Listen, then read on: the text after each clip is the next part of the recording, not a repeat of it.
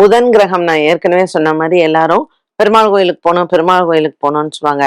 ஆனா புதன்கிழமை அன்னைக்கு உண்மையிலேயே நீங்க யாரை வழிபாடு செய்யணும்னா அர்த்தநாரீஸ்வரர். அர்த்தநாரீஸ்வரர் வந்து ரொம்ப நிறைய ஆலயங்கள் கிடையாது அர்த்தநாரீஸ்வரருக்கு. ஸோ திருச்செங்கோடுல தான் ஒரு மெயின் அர்த்தநாரீஸ்வரர் கோவில் இருக்கு.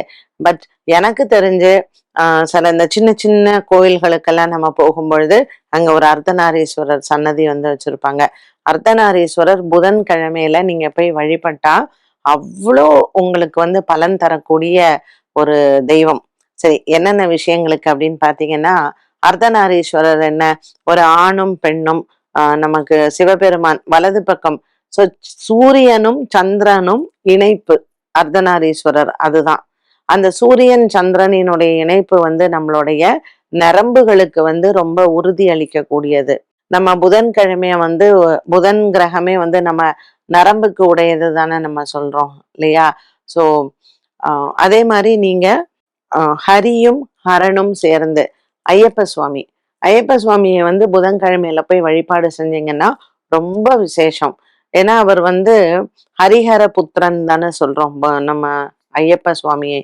ஸோ புதன்கிழமையில ஒண்ணு நீங்க வந்து அர்த்தநாரீஸ்வரரினுடைய வழிபாடை எடுத்துக்கலாம்.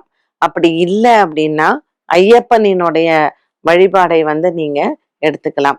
இந்த இரண்டு தெய்வங்களுமே என்ன விஷயத்திற்காக நம்ம வழிபாடு செய்யறோம்னா, நம்மளுடைய உடம்புல வந்து சூரியனினுடைய சக்தி, சந்திரனினுடைய சக்தி ரெண்டுமே நமக்கு இணைந்து ஒரு நடுநிலையை கொடுப்பதுதான்.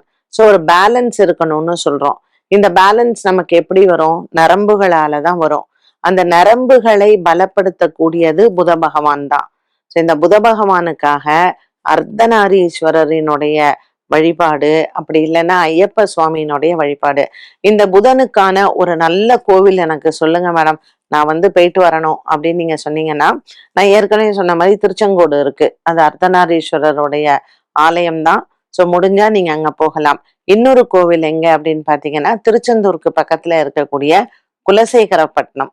இந்த குலசேகரப்பட்டினத்தில் இருக்கக்கூடிய இந்த ஆலயம் வந்து இந்த குலசேகரப்பட்டினம் கோயிலே வந்து பாத்தீங்கன்னா அர்த்தநாரீஸ்வரர் தான் அங்க வந்து இருக்கார். ரொம்ப அருமையா இருக்கும். கடலோரத்தில் இருக்கக்கூடிய ஒரு அழகான ஆலயம் அது.